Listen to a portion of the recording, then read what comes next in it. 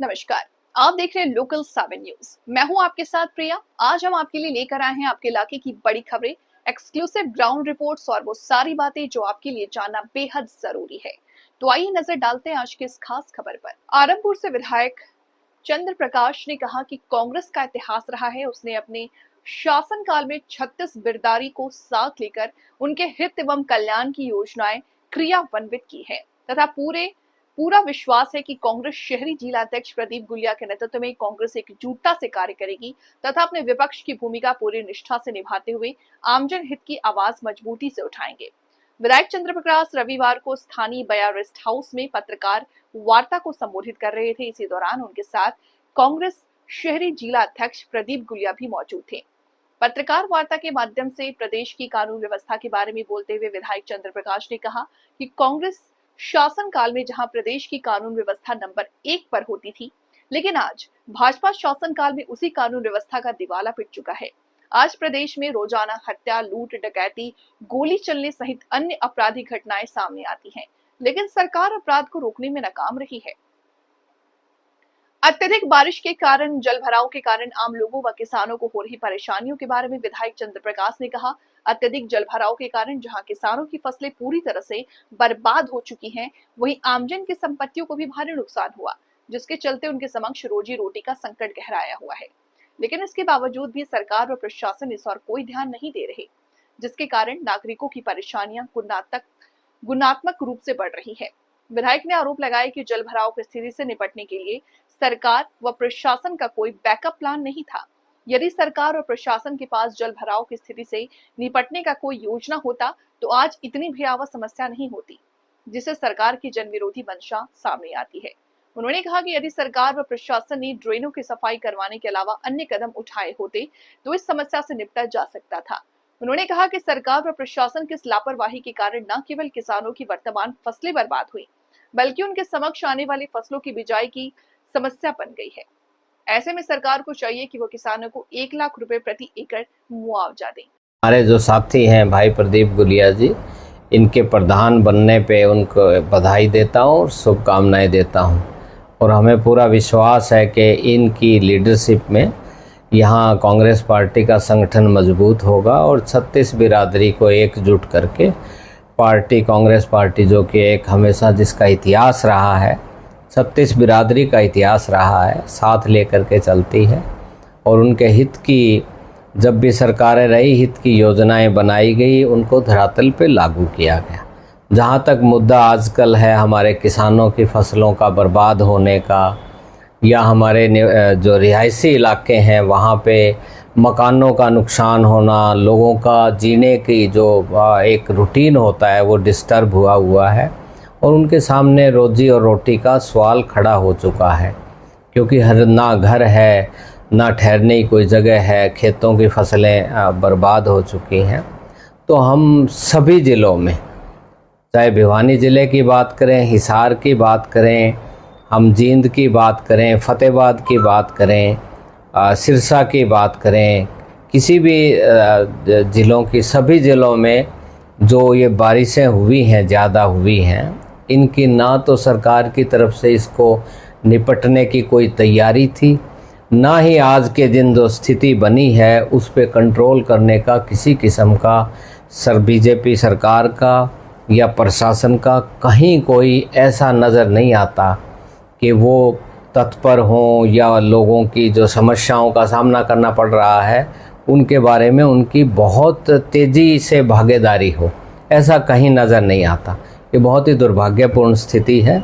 सरकार को इसकी तैयारी रखनी चाहिए थी। पहले से पता होता है कि इस दिनों में आने वाले जो मानसून का मौसम है, इसमें किस तरह की बारिशों का क्या ट्रेंड रहेगा, किस तरह से क्या हो सकता है।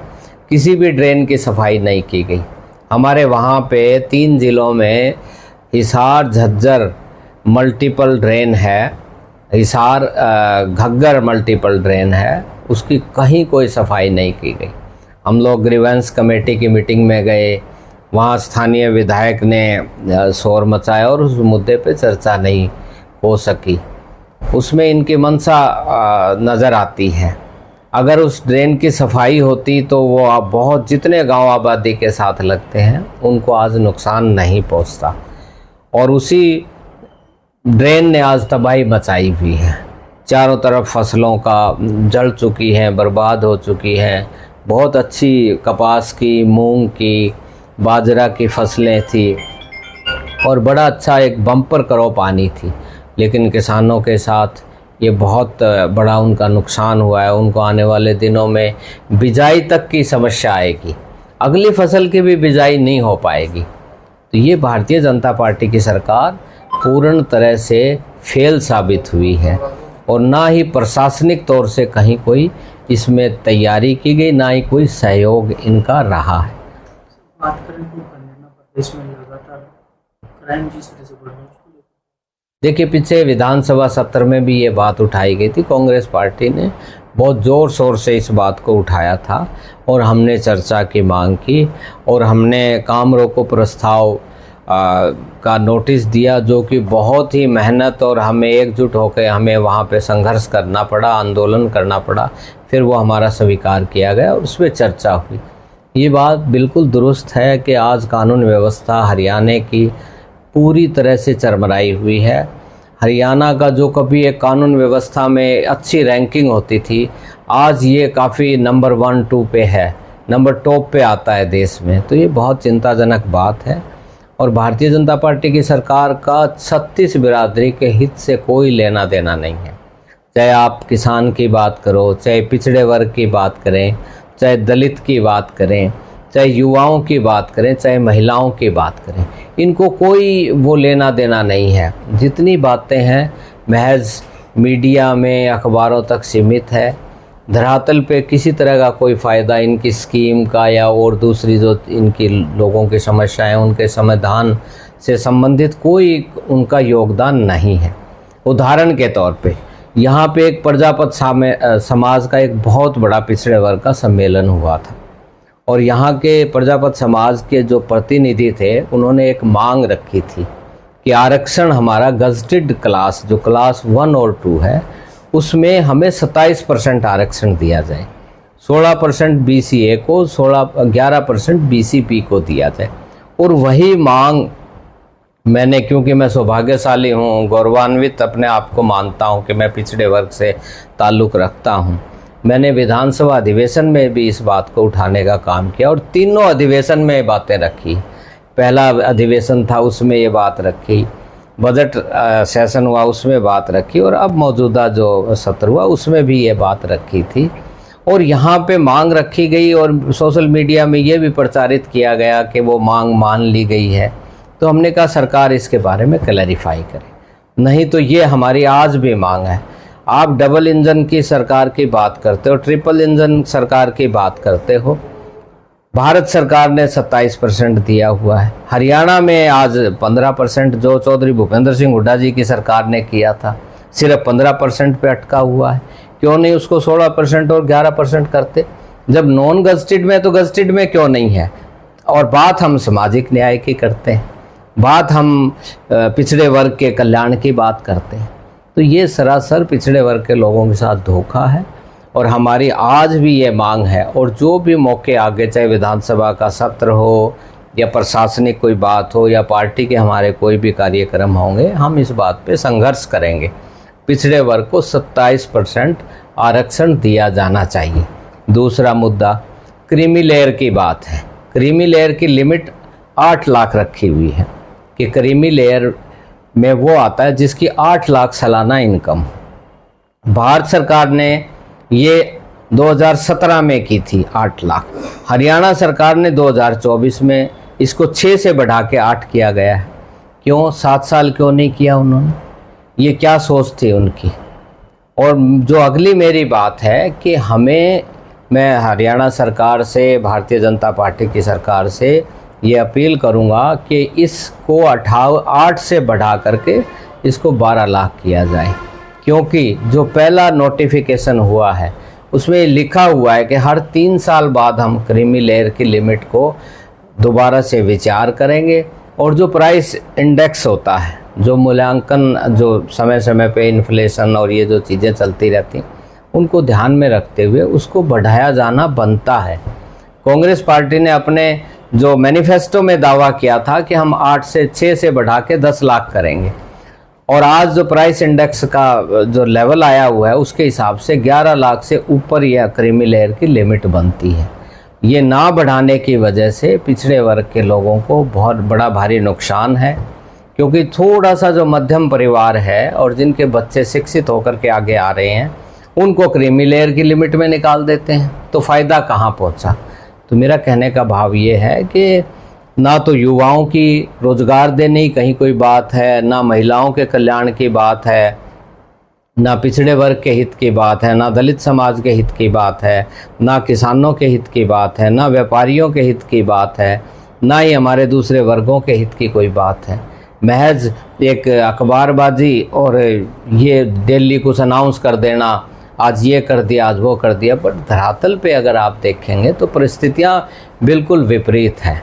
और हम इस बात की आलोचना करते हैं और मांग करते हैं कि ये जो भी वायदे इन्होंने किए थे, पिछड़े वर्ग को आरक्षण देने की बात है, क्रीमी लेयर लिमिट की बात बढ़ाने की बात है, चाहे आपका किसानों का जिस आपदा में जिस संकट में किसान आज है उनको मुआवजा देने की बात है, उनके जो घर गिरे हैं उसका मुआवजा देने की बात है, और हम मांग करते हैं कम से कम 1 लाख रुपए पर एकड़ मुआवजा किसान को दिया जाना चाहिए, क्योंकि ये फसलें तो बर्बाद हमारी हुई हैं, अगली फसल की बिजाई भी नहीं कर पाएंगे। पानी हर जगह जहाँ देखोगे, जिस रास्ते रोड पे हम जाते हैं दोनों तरफ खेत भरे हुए हैं, तो हम नहीं ऐसा मान के चलते कि सरकार की तरफ से ऐसा कोई एफर्ट्स या जारी किए जा रहे हैं कि वो हमारे किसानों के खेतों से पानी आने वाले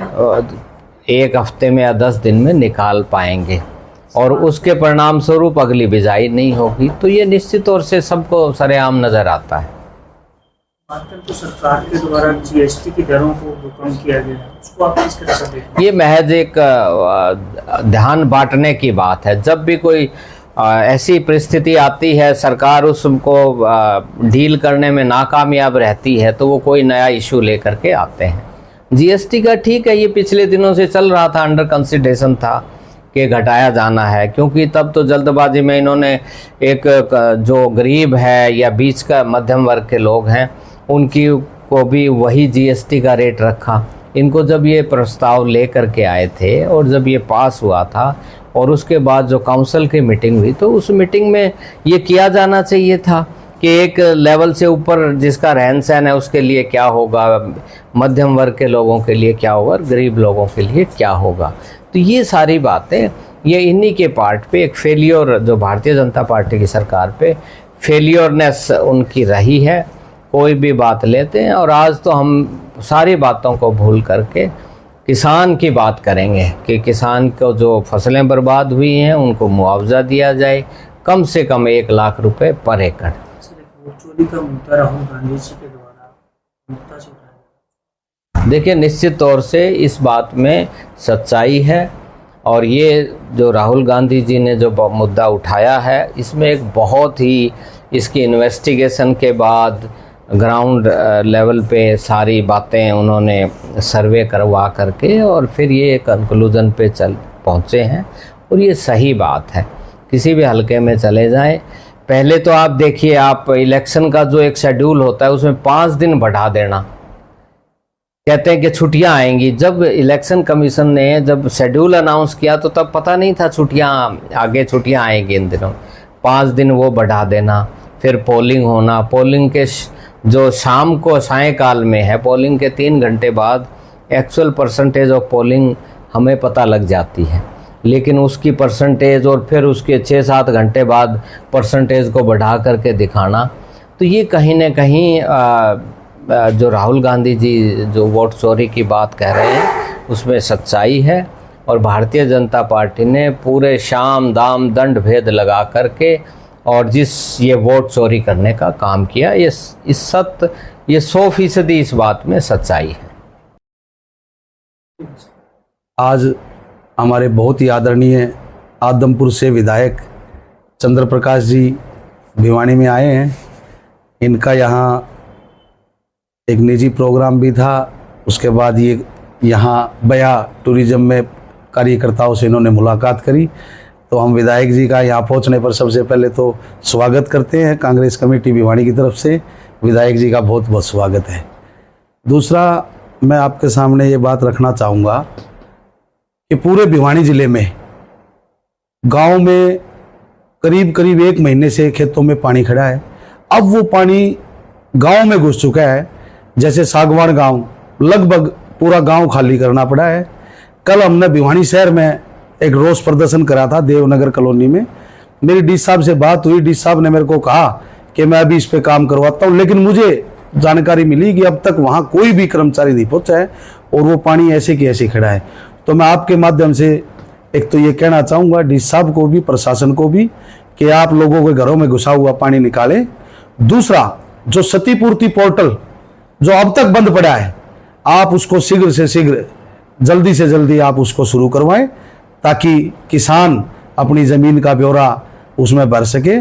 तो मैं आपके माध्यम से निवेदन करता हूं सरकार से भी और प्रशासन से भी कि वो जल्द से जल्द पोर्टल चालू करवाए और खेतों में, घरों में, गांव में जो पानी, शहर में जो कॉलोनियों में पानी घुसा है, उसको भी शीघ्र निकलवाने की व्यवस्था करें। धन्यवाद।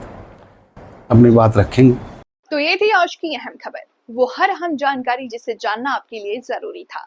अगर आपके पास है कोई खबर, मुद्दा या सुझाव, तो आप हमें जरूर बताएं। हमें फॉलो करें सोशल मीडिया पर और देखते रहिए लोकल 7 न्यूज, क्योंकि खबर वही जो आपके करीब हो। मैं प्रिया आपसे लेती हूँ इजाजत। नमस्कार।